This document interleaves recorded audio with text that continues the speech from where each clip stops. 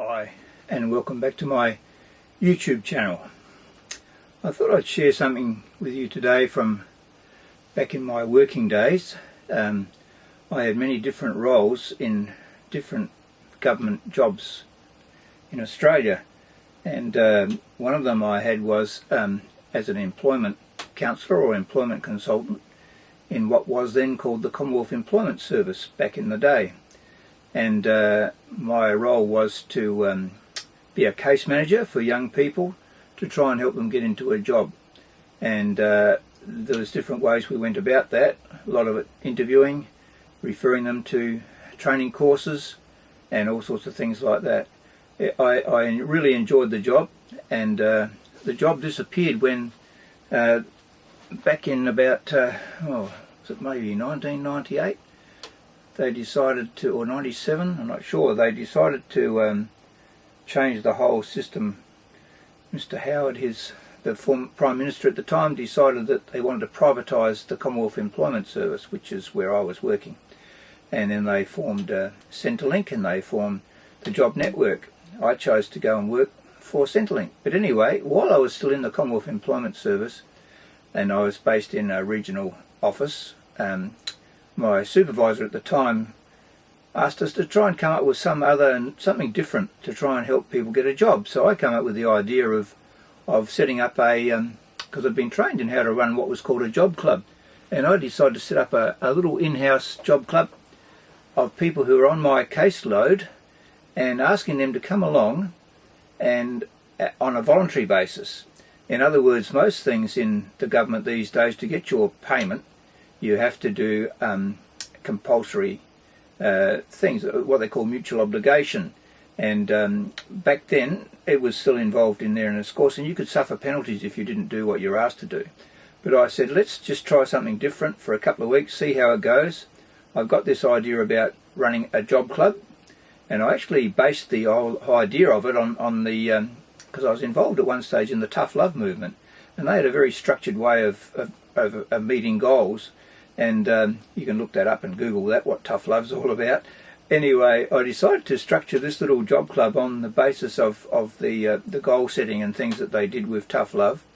And so I did that, and I invited some people along, and I had a group of people, maybe about 10. They were all quite enthusiastic.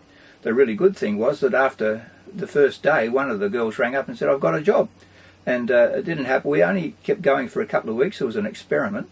But I decided to try a few things that I had in my ideas box up here somewhere. And one of them, of course, was I was into doing some video and stills photography, of course. And I hit upon the idea of, and one of the things you could channel people into was self-employment. So I decided I had a neighbour, and he's still my neighbour, him and his wife. They live not far from here. They just moved around the corner. But I had a neighbour who was involved in insurance, but he decided to go out on his own and set up a lawn mowing round, which was very radical. And so 10 years down the track, at the time when I was running this little job club experiment, I asked him if him and his wife would like to do an interview, which I would then show to these participants to try and inspire them to think about what they might do.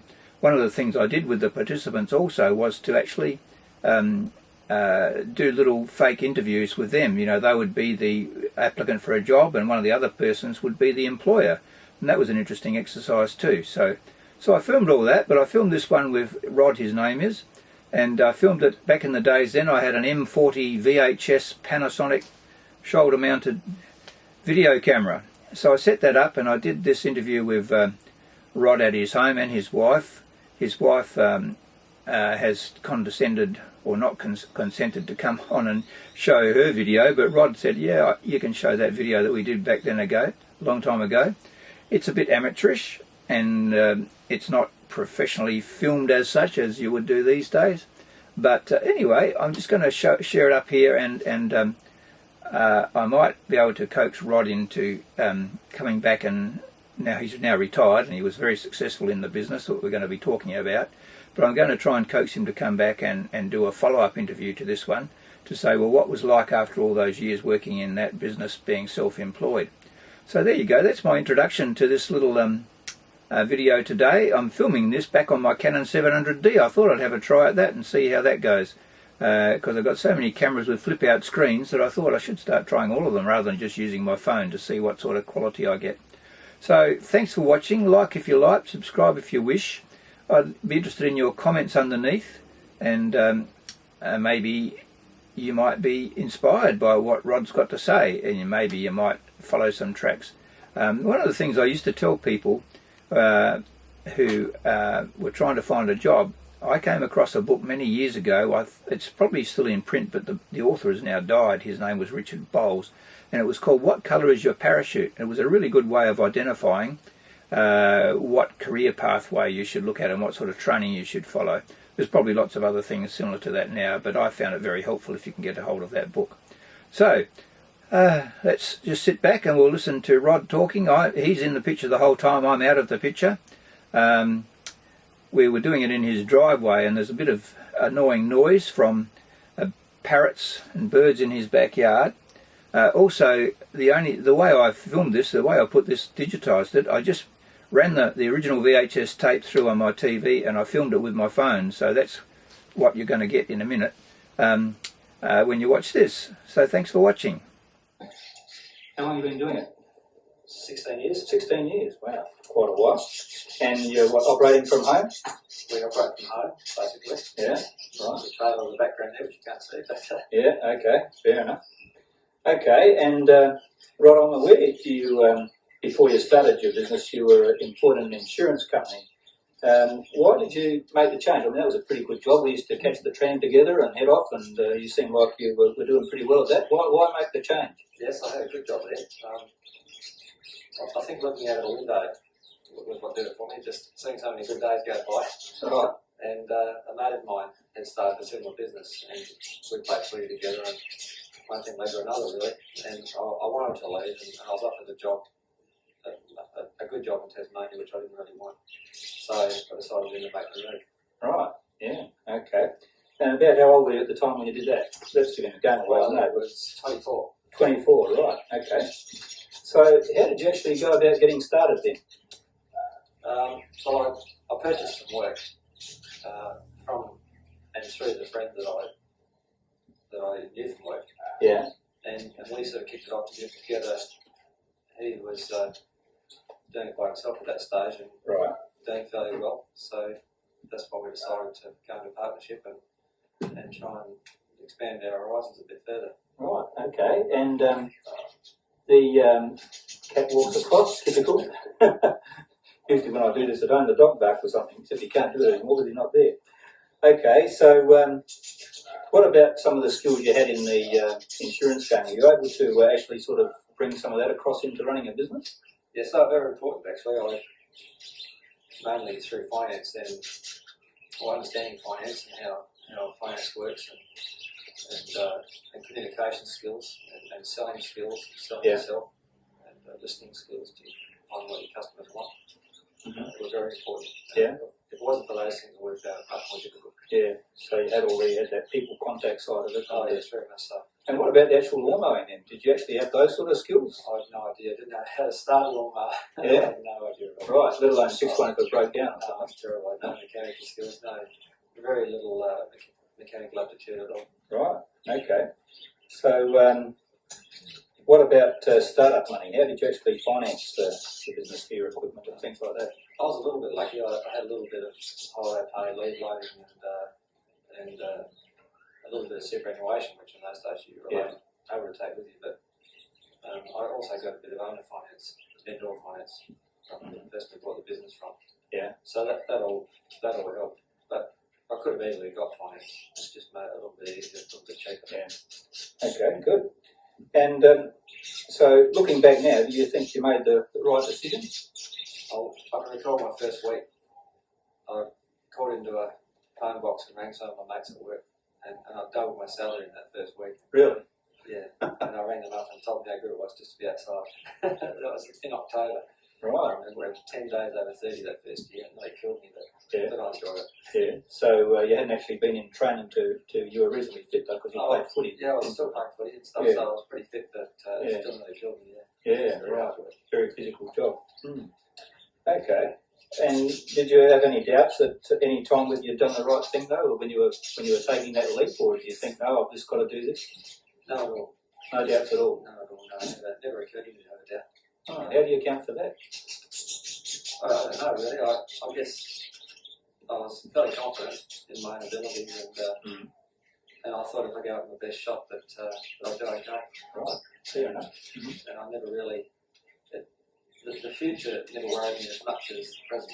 I needed to make a success of what I wanted to do straight away. Yeah. And if I could do that, then the future would look after itself, I think. And were you married at the time, or did you start you had already been married, weren't you, before you? Yeah. Okay. All right. Well, from myself being an interested observer just down the street, you appear to have done pretty well. So, what are some of the tips that you could give to people about being successfully self-employed? You probably already touched on some of it, I suppose. Someone asked me that question once, what was the major feature of my success? And I actually said the most important thing was to get out of bed in the morning. Right, yeah, which I have trouble doing. And I still believe that. If you're motivated enough to get out of bed at 6 o'clock or 5 o'clock, have your breakfast and be organised and ready to go, then if you're off to a good start, the day will generally turn into a good one. But if you sleep in and generally lack motivation, or if you've got a hangover, then the whole day will be a waste of time. Right. You'll never catch up. So the important thing for that point of view is to be motivated and to get out there and get stuck into it early. Right. And that applies to not just buying lawns but selling fruit juice or get it early. Yeah. Right. And what about working from home? What are some of the things that are the pros and cons of working from home? It can be a problem. We've tended to largely overcome that now, because now that we've been going for a long time, and I give all my customers my home number, but very few of them actually live here now, because I generally tend to sort out their little requests and things as we go. So when you're out on the job? Yeah. I'll leave notes, and I must go through how many cars a week, and I'll tell people what's happening. If I can't get there, or something's happening, or if I want to change it, or they want to change it, I'll leave notes for them, so everyone knows what's going on. They're happy, and I'm happy. They expect me on certain days, and they know exactly what's in store for them, and they don't need to rely on it. Unless something drastically changes, or they're going away, or something like that.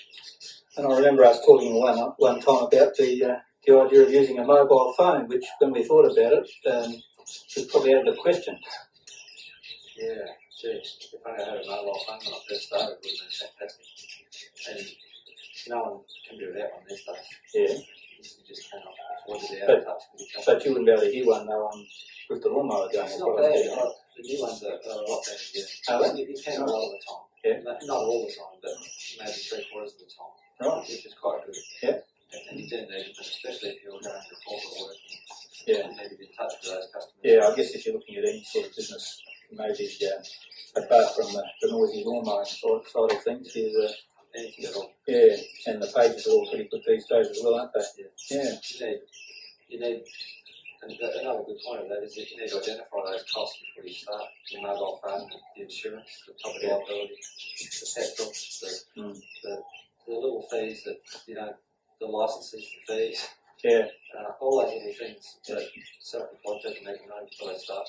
Really have a good plan. And even though you have some knowledge of finance, I guess a good accountant, is that part of the deal?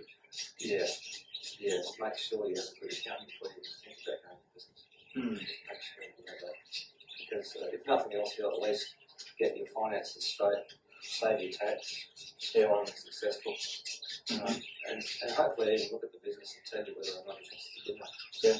Right. Good. As well, it goes for all the small business advisory centres, do the usual courses yourself. Get to know the business that you're going to get into. Right. Okay, and now there always seems to be people selling lawn mowing rounds. I see VIP are always seem to be advertising in the paper and all that sort of thing. How much room do you think there is for these type of businesses in Adelaide? I mean, is it a viable thing for other people to get started and do the same thing? I think anyone can still make a go of any business, really, if they really want to succeed. Yeah. So no matter what you do, you can go out and work hard and work smart as well. Yeah. And there's some other things we've talked about, and it's still possible. Right. Okay. But there's also the drawbacks. What are some of the drawbacks? The drawbacks of being self-employed are, especially lack of holidays, lack of time off. Right. And you do need to work very hard, you need to work long hours. Yeah. Someone once told me when I first started that you need to work for 10 years before you even think about having been successful. Right. And he was exactly right. Yeah. I think it was my 10th year that I thought, I think I've just back up the feet now. Right, yeah. So it's not going to be much of a thing for most people. Yeah. Unless you're lucky, like a $2 success.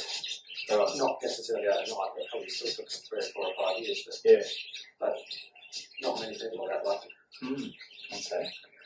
All right, and it's important to have family support, I suppose, in self-employment. I'm glad you brought that up because it is.